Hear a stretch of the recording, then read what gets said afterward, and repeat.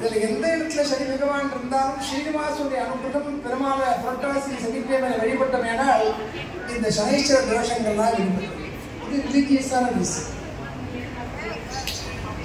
இந்த கிரகங்களுக்குள்ள சில கிரகம் ரெண்டு ஃப்ரெண்டாக இருக்கும், சில கிரகங்கள் ரெண்டு சண்டை போடும்.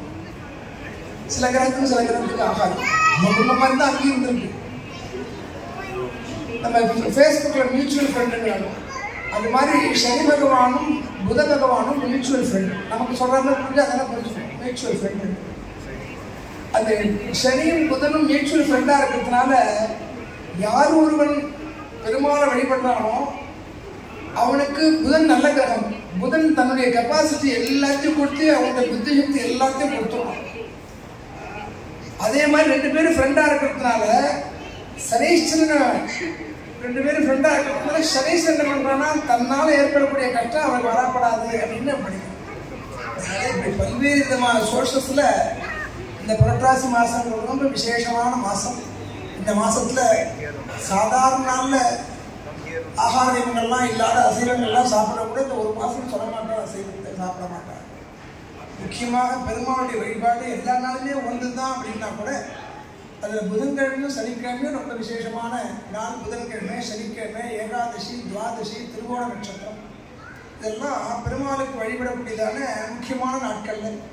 அந்த புரட்டாசி மாதத்தில் இந்த ஸ்ரீனிவாசனுக்கு திருமலையில் எப்படி நித்தியம் திருக்கல்யாணமும் அதே மாதிரி நம்ம ஆலயத்தையும் அட்லீஸ்ட் இந்த புரட்டாசி மாதத்துலையாவது நித்தியம் திருக்கல்யாணம் பண்ணணும்னு ஆரம்பிச்சு பக்தர்களுக்கு அமோகமான ஒரு ஈடுபாடு. நிறைய மொத்தம் 30 நாளில் 4 நாள் திருக்கல்யாணம் பண்ண முடியாது சனிக்கிழமைங்கிறதுனால. மொத்தம் 24 நாள் தான் இருக்குது. ஆனால் திருக்கல்யாணம் கேட்குறத பார்த்தோன்னா 55 பேர் இருக்கா. யாருக்கும் கொடுக்கறது இந்தியா பட்ஜெட் போடுற மாதிரி ஆயிடுது எனக்கு. திருக்கல்யாணம் யாருக்கும் கொடுக்கறதும் இல்லை. ஏன்னா அது 50 பேருக்கு மேலே கேட்குறாரு. எல்லாத்தையும் எனக்கு விரோதம் தான் படுத்து நான் எனக்கு கொடுக்க மாட்டேங்கிறது நீங்கள். காரணம் அவளுக்கு உள்ள ஒரு பக்தி, பெருமானுக்கு உள்ளதான ஒரு பக்தி. அப்படி இந்த ஏதோ ஒரு வழியில் ஒரு வழிபாடு இந்த புரட்டாசி மாதத்தில் நமக்கு பெருமாளுக்கு இருக்கும். அந்த முறையில் இந்த புரட்டாசி மாதம் 30 நாளுமே பெருமாளுக்கு உகந்தது. 26 நாளும் திருக்கல்யாணம். எந்த நாளில் சாயங்காலம் உபயம் இருக்கோ நவராத்திரி போன நாட்களில் காத்தால பெருமாள் திருக்கல். பெருமாளுக்கு ஓய்வே கிடையாது. நாங்களாம் மத்தியானம் 1 மணி நேரம் 2 மணி நேரம் ஓய்வு எடுத்துக்கிறோம். பெருமாளுக்கு அதுவும் கிடையாது. அப்படின்னா என்ன எடுத்ததுனால் பெருமாள் நமக்காக கீழே இறங்கி வந்து பக்தர்களுடைய மனோபீஷ்டங்களை பூர்த்தி பண்ணணும்னு பெருமாள் அப்படி அனுகிரகம் பண்ணுறாள். இங்கே பூர்ணமான சாநித்தியத்தோடு இருக்கணும். அது மேலும் பல்வேறு வழிபாடுகள் இந்த புரட்டாசி மாதத்து இந்த விஷ்ணு சஹஸ்ரநாம ஹோமம் நடக்கிறது. இந்த ஹோமங்கள்லாம் எதுக்கு வச்சிருக்கான்னு கேட்டால் அதை யார் கலந்து கொள்ளாரோ அவர்களுக்கும் க்ஷேமம் ஏற்படுவது மட்டும் இல்லாமல் பெருமாளுக்கு பூர்ணமான சாநித்தியத்தை உண்டாக்கும். To increase the sanctity of the deity. அதான் அடிக்கடி சொல்கிறேன். ஆலயத்தை அடைபெறக்கூடிய அனைத்து வைபவங்களும் கலந்து கொண்ட பக்தர்களுக்கு நன்மையை கொடுக்கறது மட்டும் இல்லாமல் சைமல்டேனியஸாக பெருமாளுடைய சாநித்தியம் இன்க்ரீஸ் ஆகுது. இந்த ஹோமம் பார்த்தோன்னா நம்ம சகஸ்ரநாம அர்ச்சனை பண்ணுறோம். ஓம் விஸ்வஸ்மய நமஹ விஷ்ணுவே நமஹ. தினமும் காலை மாலை 2 வேளையும் பெருமாளுக்கு சகஸ்ரநாமம் நடக்கிறது மூலஸ்தானத்தில்.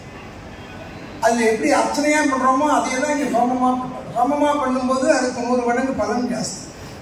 அதனால தான் அந்த 30 நாளில் ஸோ 15 80 85 ஆபத்து தான் வரும். நாங்கள் என்ன பண்ணுறோம், ஃப்ரீயாக உள்ள நாளில் ஒன்று 2-3 பேர் கூட பண்ணி 17 ஆபத்து கூட பண்ணி இந்த 1 மாதத்துக்குள்ளே 1,01,000 ஆபத்து இங்கே ஹோமம் நடக்கிறது. சகஸ்ரநாம ஹோமம் கடைசி நாள் அன்றைக்கி இந்த ஹோமம் அந்த பூர்த்தியாகி அந்த கலசம் பெருமாளுக்கு அந்த சக்தியெல்லாம் மூலஸ்தானத்தை கொண்டு ஆதாரம் பண்ணுறோம். எதற்காக சொல்கிறோம்னா நடக்கக்கூடியதான ஒவ்வொரு வழிபாடுகளுமே பெருமாளுக்கு பூர்ணமான சாநித்தியம் சாங்டிட்டி இருக்குது. பெருமாள் பூர்ணமான சாநித்தியத்தோடு இருந்தால் தான் பக்தர்கள் என்ன வேண்டாலோ என்ன நினைக்கிறாரோ அதெல்லாம் பெருமாள் பூர்த்தி பண்ணி கொடுக்க முடியும். டிரான்ஸ்ஃபோன் மாதிரி ஃபுல் சார்ஜ் இருந்தால் தான் கேட்குது. சார்ஜ் பார்த்துட்டு அலோ வரும், அவனும் அலோ வரும், அவனும் கால விடும். அது எப்படியோ அது மாதிரி பூர்ணமான சாநித்தியத்தோடு இருக்க வேண்டியதாக பல்வேறு வழிபாடுகள். ஜேஷ்டாபிஷேகம், பவித்ரோத்சவம், பிரம்மோத்சவம், இந்த விழாக்கள்லாம் நம்ம ரிஷிகள் ஏற்பாடு பண்ணதான காரணம் பக்தர்களுடைய சேவத்துக்காக. அதில் முக்கியமாக இந்த திருக்கல்யாணத்துக்கு பல்வேறு விசேஷமான பலன்கள்லாம் சங்கல்பத்தை சொல்லுவாங்க. விடாலவத பலவிருட்ச சேதனை புஷ்ப விடாலன்னா பூனைக்கு பேர். எல்லாருக்கும் ரொம்ப க்ளோஸ் பெட்டு என்னென்னா பூனை தானே. ஆனால் நம்ம தர்மசாஸ்திரம் என்ன சொல்கிறது, பூனையை வளர்க்கலாம் தப்பு இல்லை. அது ஏதோ பண்ணி பூனையை வளர்க்கும் போது பூனையிலேருந்து ஏதாவது ஒரு முடி கீழே கொட்டினா கூட பெரிய தோஷமாக நாய்க்கோட தோஷம் சொல்லலை, பூனைக்கு சொல்லு. பூனையில் தான் இப்போ ஏதோ ஹிம்சை பண்ணியோ அதுலேருந்து ஒரு முடி கீழே கொட்டினா கூட பெரிய தோஷம் வராது. அந்த பூனையை அடித்தாலோ விடால வதை இதெல்லாம் சங்கல்பம் சொல்லணும். இதெல்லாம் சாஸ்திரங்கள் சொல்லப்பட்டது. பலவிருட்ச சேதனை, புஷ்ப விருட்ச சேதனை, பழம் உள்ள மரங்களை வெட்டுறது, பூ உள்ள மரங்களை வெட்டுறது இதெல்லாம் தோஷம்தான். ஆனால் அனவாயிடங்கள் தவிர்க்க முடியாது. நம்ம வீடு கட்டுறோம்னா அங்கே தென்னை மரம் வந்துன்னா வெட்டி தான் ஆகணும். அதுக்காக ரிஷியர் என்ன பண்ணால் ஒவ்வொன்றுக்கும் ஒரு ரெமிடி பரிகாரத்தை கொடுத்துருக்கோம். ஒரு சுலபமான வழிபாட்டு முறையில் பரிகாரங்கள் இருக்கும். அந்த பரிகாரம் ஸ்வக்ராமஸ்தித தேவதா குலதேவதா ஷாப்பு எல்லாருக்கும் ஒரு ஹேபிட்டி கார்டும் இருக்கும். குலதெய்வம் அதான் சொல்லுவோம். அது என்ன ஆயிடுச்சு, காலப்போக்கில் அப்படியே மைக்ரேட் பண்ணி அப்படியே வேறு வேறு நாட்டுக்கு வந்த உடனே ஒரு ஸ்டேஜில் நாங்கள் குலதெய்வம் என்னென்ன தெரியாமல் பேருந்து பல குடும்பம். தாத்தா அவருடைய அப்பாலாம் எங்கேயோ கிராமத்தில் இருந்திருப்பாள். அங்கே ஒரு குலதெய்வம் அந்த பரம்பரையாக தெய்வத்தை வழிபட்டு இருப்பாள். அவள் மாறி வெளியூருக்கு வந்ததுக்கப்புறம் அப்படியே ஒரு ஸ்டேஜில் விட்டு போயிடும் அந்த வழிபாடு விட்டு போனால் அந்த குலதெய்வம் நமக்கு அனுகிரகம் பண்ணாது. ஒரு குடும்பத்தில் குலதெய்வத்துடைய அனுகிரகமும் முன்னோர்களுடைய ஒரு பிளெஸ்ஸிங்ஸும் பூர்ணமாக இருந்தால் தான் அந்த குடும்பத்தில் எந்த விதமான அப்ஸ்டாக்கிள்ஸும் இல்லாமல் பட்டு முன்னேறி வந்துட்டே கண்டுபிடிக்கும். அது மாதிரி கண்ணாடி மாதிரி தெரியும். ஒரு ஜாதகத்தை பார்த்தா இந்த ஜாதகத்தில் குலதெய்வ தோஷம் இருக்குது, இந்த ஜோதகத்தில் பித்ரு தோஷம் இருக்குது. பித்ரு மாத்திரமே என்ன நினைச்சுட்டு இருக்க, நம்ம அப்பா அம்மா மட்டும் சொல்லலை, பித்ருக்கள்னா இறந்த நம்ம முன்னோர்கள் அத்தனை பேருக்கும் பித்ருக்கள், இறந்த அத்தனை தாய் வர்க்கத்திற்கும் மாத்திரம் பித்ரு மாத்திரு தோஷங்கள்லாம் சக்தி. இந்த புரட்டாசி மாதத்துக்கு இன்னொரு விசேஷம் என்னன்னா மகாலய பட்சம்னு சொல்லி இப்போ இன்னைக்கு 4 நாள் 5 நாள் ஆகுது. அம்மா அப்பா பௌர்ணமி மறுநாள்லேருந்து இன்னும் 15 தினங்களுக்கு என்ன சிறப்புன்னு கேட்டால், நம்முடைய ஹெரிடேஜ் மேலே அப்பா தாத்தா அவன் மட்டும் கிடையாது.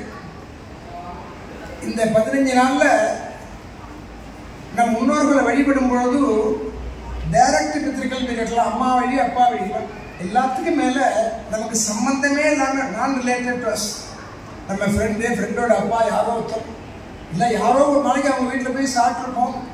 அவங்க ஏதோ துர்மரணமாக போயிருந்தாங்கன்னா இந்த 15 நாள் அவங்கள நடித்து ஒரு ஆத்மசாந்தி அர்ச்சனை பண்ணனா அவங்களுக்கு போய் சேர்ந்துதான்.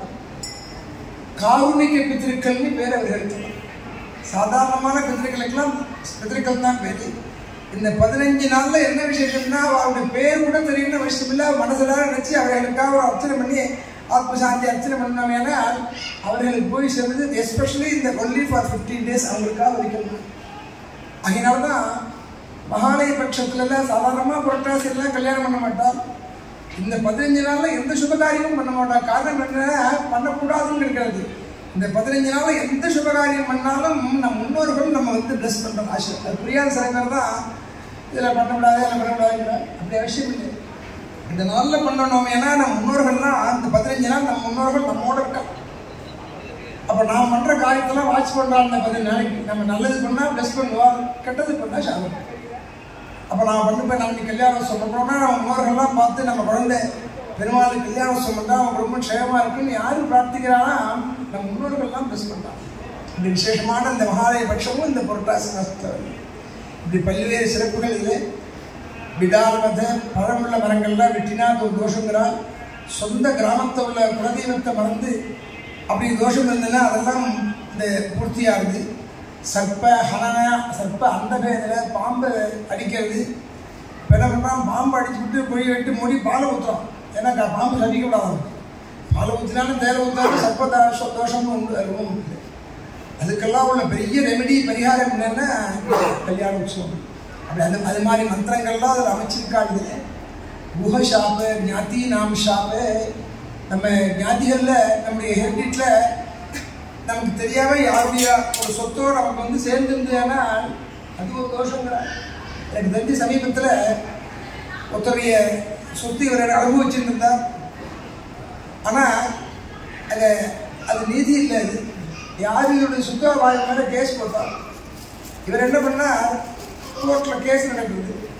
இவர் கொடுத்து சாட்சி இச்சையெல்லாம் வச்சுட்டு இவருக்கு சாதகமாக யாருக்கு சம்மந்தம் இல்லையோ அவருக்கு சாட்சி இல்லை வலுவாக இருந்ததுனால இவருக்கு சாதகமாக தீர்ப்பு சொல்லிவிட்டார். ஆனால் யார் உண்மையான அந்த உரிமையாளரோ அவருக்கு அது கிடைக்கல. அவர் என்ன சொல்றார், சட்டமே எனக்கு தான் தீர்ப்பு சொல்லியிருக்கிறார். தீர்ப்பு ஒன்றா சொல்லியிருக்கலாம்ல அப்படி. ஆனால் கடைசி வேலை ரொம்ப கஷ்டத்தை அனுபவிச்சார். எதுக்காக சொல்ல வரோம்னா நம்ம அறியாமல் யாருடைய சொத்தாவது நமக்கு சேர்ந்திருந்த ஏனால் அது ஒரு பெரிய தோஷமாக வந்து ஏன்னா அவர்கள் குறை நமக்கு க்ஷமத்தை போகும். அது மாதிரி இதெல்லாம் சொல்லணும், சங்கல்பத்தை சொல்லணும். அது மாதிரி தோஷங்கள்லாம் நிவர்த்தியாகி இப்படி பல்வேறு சிறப்புகள் ஒன்றும் இந்த திருக்கல்யாணத்துக்கு அத்தனை மந்திரங்கள் அது இருக்குது. அதெல்லாம் சொல்லி தான் ஹோமம் பண்ணுறான். அந்த திருக்கல்யாண வைபவம் தொடர்ந்து இந்த பெருமாளுக்கு ஊஞ்சல், திருஷ்டி சுற்றி போடுறது, அதனைத் தொடர்ந்து கன்னிகா தானம், அதனைத் தொடர்ந்து திருமங்காலி பூஜை, மாங்கல்ய தாரணம், தாலி கட்டுறது, தொடர்ந்து அக்னியை 3 முறை வலம் வந்து நெல்பொறியினால ஹோமம். என் கணவனுக்கு நீண்ட ஆயுசையும் ஆரோக்கியத்தையும் கொடுக்கணும் கார்த்திகை குடிதார மந்திரம் இந்த நெல்பொறியினால ஹோமம் பண்ணும் பொழுது, அதனைத் தொடர்ந்து நிறைவாக சப்தபதினு சொல்லி நம்ம வீட்டுக்கு அந்த பெண் 7 அடி எடுத்து வரா. சப்தன்னா 7 இடத்த ஹிந்து லாப்படியே ஒரு கல்யாணம் எப்போ ஃபுல்ஃபில் ஆகுதுன்னா சப்தபதி ஆனால் தான் ஃபுல்ஃபில் ஆகுது. அந்த சப்தபதி 7 வேத மந்திரங்களை சொல்லி நிறைவாக அந்த நலன்னு சொல்லுமே தேங்காய் உருட்டி ஆண்டாள் பாடின வாரணமாயுதம் பாசுரத்தோடு இப்படி பல்வேறு பலன்களை கொடுக்கக்கூடியதான இந்த திருக்கல்யாணம்.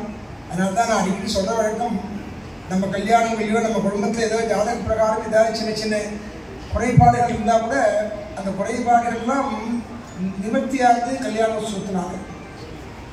சில சமயம் இங்கேயே என்ன ஆயிடுதுன்னா கல்யாணம்லாம் ஃபிக்ஸ் பண்ணி வரால் அப்புறம் வந்து நாள் பிடிச்சி பயந்து வந்து பார்த்தோன்னா அந்த கால நாள் நல்லா இல்லாமல் இருக்குது. அதே மரண யோகமும் அஷ்டமி நவமி அப்படி இருக்குது.